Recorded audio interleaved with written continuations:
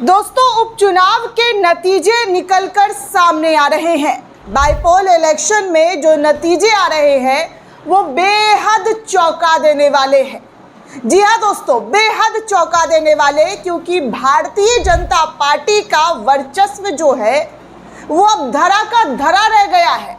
लगता है जनता ने इन्हें सर से नकारने का फैसला ले लिया है।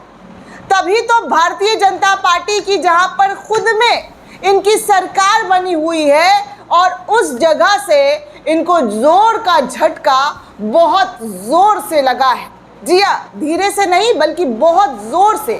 इस सीट पर भाजपाइयों पर कई आरोप लगे थे कि उपचुनाव जीतने के लिए भारतीय जनता पार्टी के जरिए पैसे तक बांटे गए, लेकिन पैसे बांटने के बावजूद भी इस सीट पर नतीजे कुछ अच्छे नहीं आ रहे। दोस्तों, कुछ अच्छे नतीजे निकलकर सामने नहीं आ रहे, क्योंकि उपचुनाव में भाजपा को बड़ा वाला 440 वोट का झटका लग गया है। दरअसल दोस्तों, आपको बता दूं कि बांकीपुर में भारतीय जनता पार्टी को इस वक्त भयंकर तरीके का झटका लग गया है, क्योंकि यहाँ पर बीजेपी कैंडिडेट प्रशांत किशोर से पीछे चल रहे हैं। जी हाँ, यहाँ इतनी ताकत लगाई गई, भाजपा के बड़े बड़े नेताओं को चुनाव प्रचार के लिए लगाया गया, मुफ्त में चीजें बांटी गई, लालच दिया गया, लेकिन इस सीट पर हो क्या रहा है तो जन स्वराज पार्टी के नेता मुखिया प्रशांत किशोर को बड़ी बढ़त मिल गई है। बड़ी बढ़त। आपको बता दूं दोस्तों कि बिहार की बांकीपुर में और इस वक्त मध्य प्रदेश की दतिया और गुजरात की मालंजपुर सीट पर उपचुनाव के नतीजे आज घोषित होने जा रहे हैं। इन तीनों ही सीट पर 30 जुलाई को मतदान हुआ था, और मतदान के बाद अब जो चुनावी नतीजे निकलकर सामने आ रहे हैं, उन नतीजों में भारतीय जनता पार्टी बुरी तरीके से पिटती हुई नजर आ रही है। आपको बता दूं दोस्तों कि खास बात यह है कि इन तीनों सीट पर भारतीय जनता पार्टी की अपनी जो साख है, जो प्रतिष्ठा है, वो दांव पर लगी है, क्योंकि इन राज्यों में भाजपा की सरकार है। और इस दौरान सबसे ज़्यादा चर्चा तो बांकीपुर की लगी थी। कई वीडियो आए थे कि 100 करोड़ रुपए बांटना, जी हाँ, बांटने के लिए भारतीय जनता पार्टी ने इस सीट पर टारगेट रखा था। ऐसे ऐसे वीडियो सोशल मीडिया पर आरोप लगाते हुए वायरल किए जा रहे थे। लेकिन अब दोस्तों, इस सीट को लेकर खबर ये आ रही है कि यहाँ जो, जी हाँ, इस सीट पर भाजपा के अध्यक्ष नितिन नवीन ने राज्यसभा जाने के चलते इस सीट को जो है खाली हो गया है, और नितिन नवीन के जगह पर भाजपा के अलग कैंडिडेट और जन स्वराज पार्टी के नेता प्रशांत किशोर ने नामांकन किया था। और फिर चुनाव प्रचार के दौरान जबरदस्त तरीके से भिड़ंत भी देखने को मिली।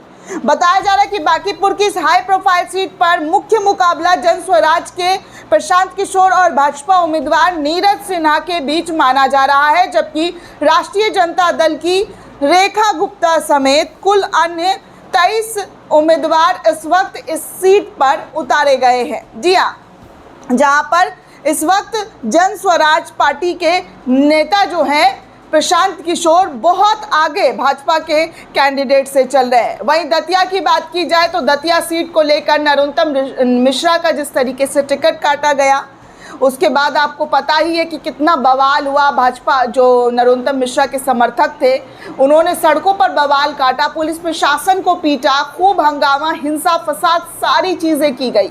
लेकिन मीडिया में इन तमाम फसादों को ज़्यादा कवरेज नहीं दिया गया, क्योंकि ये भाजपा के संस्कारी लोग थे।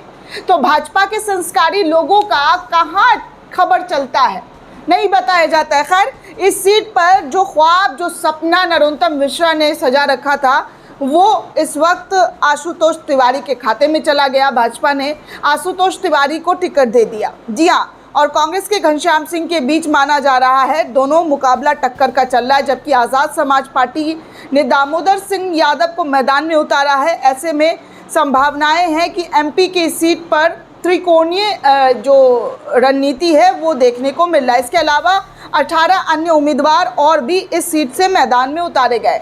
वहीं पर बता दूं दोस्तों, तो मांजलपुर, यहाँ पर भी भाजपा अपनी सीट बचाने के लिए बड़ोदरा नगर निगम के पूर्व पार्षद सतीश गोविंद भाई पटेल को उम्मीदवार बनाया है, जबकि कांग्रेस ने पूर्व मंत्री भीखा भाई रवाड़ी पर दांव खेला है। उपचुनाव के नतीजे इस वक्त निकलकर जो सामने आ रहे हैं उसमें बताया जा रहा है कि तीनों सीट पर नतीजे की घोषणा कुछ ही घंटों में हो जाएगी, लेकिन बांकीपुर से जन स्वराज के जो नेता है प्रशांत किशोर, वो भाजपा के उम्मीदवार सत्येंद्र भाई पटेल और दतिया सीट से भाजपा प्रत्याशी आशुतोष तिवारी जो है आगे चल रही है। ये डेटा निर्वाचन आयोग से लिया गया है, जिसके बारे में जानकारी दी जा रही है। बताया जा रहा है कि 10:30 के करीब जो है प्रशांत किशोर अगले राउंड में भी आगे चल रहे थे। वहीं राष्ट्रीय जनता दल की रेखा कुमारी को अब तक महज 664 सीट मिली है। भाजपा उम्मीदवार नीरज कुमार को 2634 मतों पर जो है वो दूसरे नंबर पर है। पहले नंबर पर जन स्वराज पार्टी के जो नेता है प्रशांत किशोर, उनके बारे में बताया जा रहा है कि वो अभी भी बढ़त बनाए हुए हैं। यानी कि भारतीय जनता पार्टी को जो बांकीपुर सीट है वहाँ से बड़ा जोर का झटका लग रहा है दोस्तों। जी हाँ, बड़ा जोर का झटका लग रहा है। वहीं दतिया में तीसरे राउंड की गिनती के बाद भाजपा के आशुतोष तिवारी सिर्फ 192 वोटों से आगे चल रहे। गुजरात के मंजलपुर में भाजपा के सतीश पटेल 9,887 वोट से आगे चल रहे हैं, उन्हें 15,981 वोट मिले हैं। कांग्रेस के भीखा भाई रवाड़ी को 6,104 वोट जो है वो मिलते हुए नजर आ रहे हैं। दोस्तों आपको बता दूं तो इस वक्त भाजपा के खिलाफ देश भर में प्रदर्शन हो रहा है। देश भर में भाजपा के खिलाफ मुहिम जो है वो चलाई गई है कि सरकार की मनमानियां किस तरीके से बार बार छात्रों के बर्बरता को लेकर, और भी कई मामले हैं जहां पर विरोध हो रहा है, चाहे वो किसान हो, युवा हो, बेरोजगार हो, हर तरफ इनका विरोध हो रहा है। अभी भी दिल्ली के जंतर मंतर पर भारी भीड़ इकट्ठा हुई है। किस तरीके से जो अमित शाह के इस्तीफे की मांग की जा रही है, क्योंकि अमित शाह के पुलिस के जरिए जो दिल्ली के अंदर आदेश दिया गया वो मामला अभी थमा नहीं है। देश के कोने कोने में अमित शाह के इस्तीफे को लेकर ज़बरदस्त तरीके से विरोध चल रहा है। हालांकि दोस्तों जो नतीजे आएंगे उन नतीजों में आगे क्या होगा, भाजपा जीतती या हारती है, ये तो थोड़ी देर में पता चलेगा।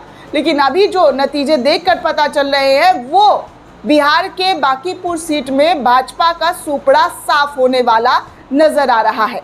दोस्तों ये पूरी रिपोर्ट आपको कैसी लगी हमें कमेंट करके ज़रूर बताइएगा। साथ ही साथ चैनल को ज़्यादा से ज़्यादा लाइक, शेयर और सब्सक्राइब करना बिल्कुल भी ना भूलें। शुक्रिया दोस्तों।